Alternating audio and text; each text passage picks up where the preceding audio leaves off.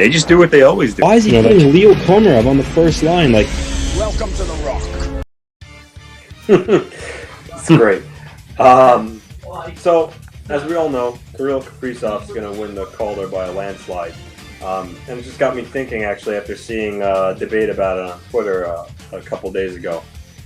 Should the NHL change the requirements for the Calder Trophy? Because Kaprizov is 24 years old, and for those who don't know, he's been playing in a pro league for the last couple of years. So he's a little different than your typical, 18-year-old rookie coming to the NHL and winning the Calder Trophy.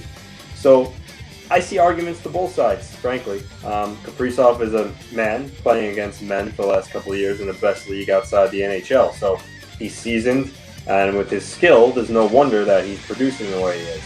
However, if you look at it on the other side, he's an 18-year-old playing junior, coming in and having a great season.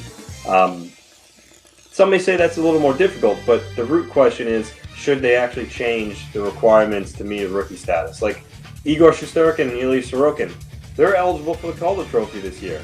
Sorokin's 25 years old, he's about to be 26, and I believe Shesterkin's 24 or 25 already. I'm correct, fellas, but those guys, like along with Kaprizov, you're playing in pro leagues.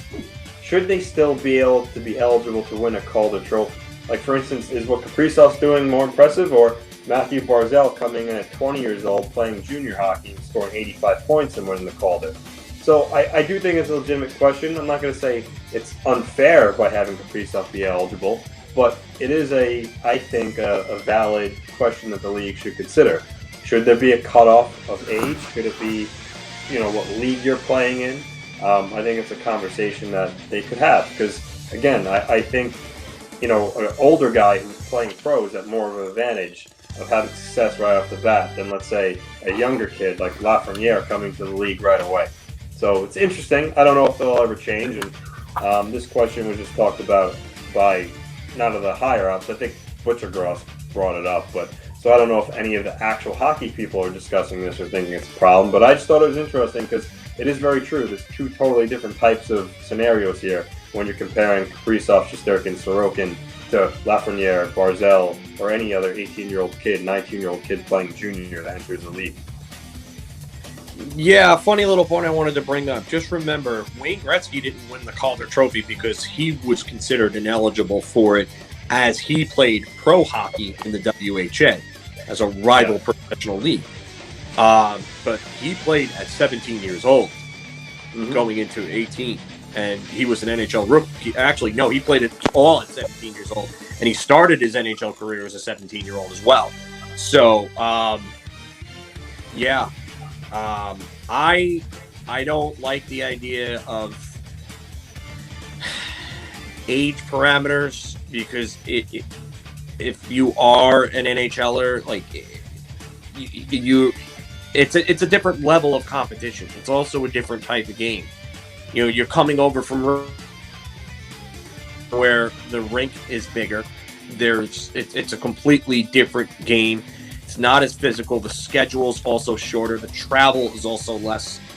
I mean, I don't really like that, but I get why some might argue that Kaprizov has an unfair advantage as opposed to an 18 or 19-year-old kid who's not done physically developing yet. But with that said, I mean, we've seen kids come in. Like, look at Sidney Crosby. Sidney Crosby came right into the NHL, scored 100 freaking points right off the bat as a 19-year-old. And then you have Alexander Ovechkin, who came over from that same league at 20 years old. Crosby did it as an 18-year-old. Ovechkin came over as a 19/20-year-old and just absolutely destroyed the league. Had one of, I would say, either the second or the third best rookie season ever, depending on how you want to look at it, whether you want to argue Eddie Belfour's 91 Vezina and Calder winning over his or not. So, Solani? Solani's the number one. That was okay. All right, I was talking about Belfour and versus Ovechkin. Because that's an argument I've seen. I actually hinted online in different forums. But yeah, I mean, I get it. I get why people would think it. I think it's a slippery slope, and I don't think there's any exact science to it. I understand why they did what they did with the age requirement, because you had Sergei Makarov come and win the Calder at 31 years old, in 1950, and he had been playing. He had been touted as the best player in the world outside of the NHL for a decade. So, I get it, but I just, how do you do it? How do you come up with the parameters? Well, because here's another example of it, and I'm trying. Okay, I got the player now. It was Angel Baroa of the Kansas City Royals, and it was against Hideki Matsui. What? The 2003 AL Rookie. AL Rookie of the Year. Yeah. Oh, okay. I thought you were correcting me on that one. No.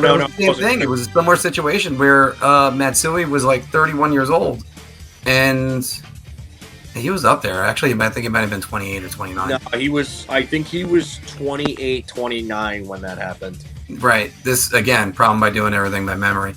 But Hideki Matsui though he was, in my opinion, he's Rookie of the Year because you've never seen a fastball from Major League pitching. You've seen it from Japanese league pitching. Smaller ball. KHL is a different beast than the NHL. They got the wider rinks. But also, I understand exactly what you're coming from and what you're talking about. Because if I got a guy that's been playing years in another league, he's getting experience. And it's a lot different from being a man above among boys like Connor McDavid is right now, oddly enough. So, would you impose? Who would impose an age restriction on Rookie of the Year? I mean, I think that's the only way to do it, because I don't think you could say, oh, well, if you come from the KHL and you've been playing there for a couple of years, you're ineligible, because that would be a league thing. I think it would simply be age. I mean, let's say if you're cut off, if you're 20, you're 23. There is age restrictions on it already. I believe it's 25, but I mean, if you're talking about bringing the fences in even more and really closing it off, I mean, I don't know how you do that. What do you do? It changes to 24, 23? Sometimes guys don't get chances until they're 23. What about NCAA players that'll play 4 years in school? Oh, like pro? Yeah. I mean, the thing with that is typically any college player who's playing all 4 years isn't really the caliber talent to come in and win anyway. Typically, all the high-end college players, like Jonathan Taves was a college player, but he, turned pro. So that's the thing. Most NCAA athletes who do stay all 4 years, they're likely not gonna, compete for a Calder. But I get what you're saying. Yeah. So maybe 23 then, because after you graduate college, is that roughly the age you're at? 23. I would say 23, something like that. Yeah. 22, 23, depending on if you don't play USHL and then go. But what happens if we get into a situation where it's like the movie The Rookie, where a guy doesn't really get noticed until late in life, doesn't get called up, and then when he gets called up, he's suddenly Jonathan Chichu, who came out of nowhere to score 56 goals in 2006 and was never heard from ever again. It's then it takes away the magic of that. That's what the hard part is.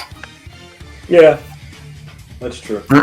But still, it's a valid argument, and that's the reason why it's going to keep on going. Like the video? Of course you did. So why not check out some more of our content? You can check the playlist right here or right here. It's intriguing to me, and I wish to subscribe to your newsletter.